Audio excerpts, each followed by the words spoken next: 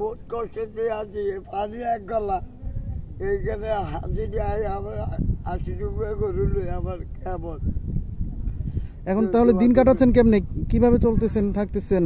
এই আপনারা যা সহযোগিতা করেন আল্লাহ আপনি এটা দিয়ে কোনো রকম চলতে আছি। বাড়ি ঘরে কি পানি আছে এখন? পানি আনছি না, এই তো এই জায়গা আর করছি সব বিঘা। জি জি জি।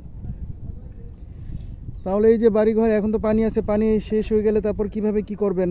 এটা আল্লাহ বাবু দিতে না, এটা আল্লাহ ছাড়া কেউ ইয়ে করতে পারছে না।